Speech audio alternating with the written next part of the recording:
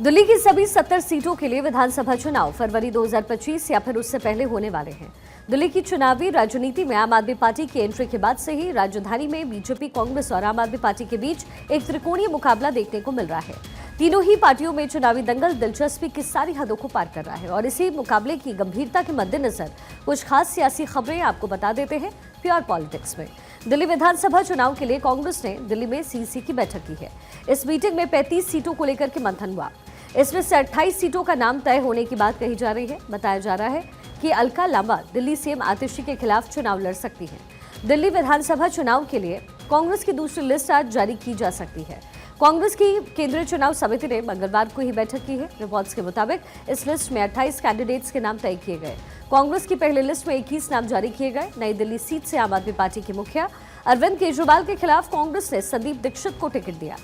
दिल्ली विधानसभा चुनाव में अब कुछ ही दिनों का समय बाकी रह गया है। ऐसे में चुनाव की डेट्स भी जल्द ही घोषित होने की संभावनाएं हैं। सभी राजनीतिक पार्टियों ने चुनाव प्रचार जोर शोर से शुरू कर दिया। आम आदमी पार्टी ने केंद्र शासित प्रदेश की सभी 70 सीटों के लिए उम्मीदवारों के नाम का ऐलान कर पहले ही कर दिया है। मुख्य विपक्षी भारतीय जनता पार्टी भी अब उम्मीदवारों के नाम को अंतिम रूप देने में जुटी हुई है। पार्टी सूत्रों के मुताबिक बीजेपी केंद्रीय चुनाव समिति की बैठक इस सप्ताह होने की संभावना है। माना जा रहा है कि इस बैठक में तैयार नामों पर मुहर लगने के बाद उम्मीदवारों की पहली लिस्ट इस हफ्ते के अंत तक आ सकती है। एआईएमआईएम पहली बार दिल्ली विधानसभा चुनाव में कम से कम 10 सीटों पर चुनाव लड़ेगी, खासकर मुस्लिम बहुल इलाकों में। पार्टी का दावा है कि आप और कांग्रेस ने मुस्लिमों को धोखा दिया है।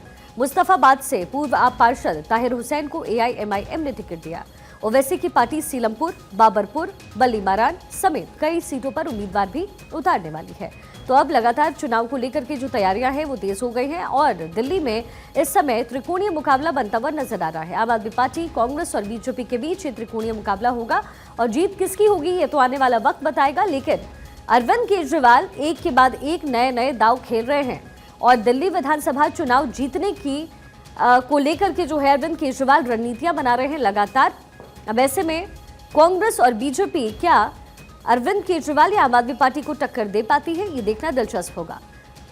काफी पहले ही अरविंद केजरीवाल ने अपने 70 कैंडिडेट्स के नाम का ऐलान कर दिया था। एक एक करके 3 लिस्ट उन्होंने निकाली और 70 कैंडिडेट्स के नाम का ऐलान किया। वहीं बीजेपी अभी इस पर चिंतन मंथन कर रही है और कांग्रेस की तरफ से भी पहली लिस्ट आज जारी हो सकती है।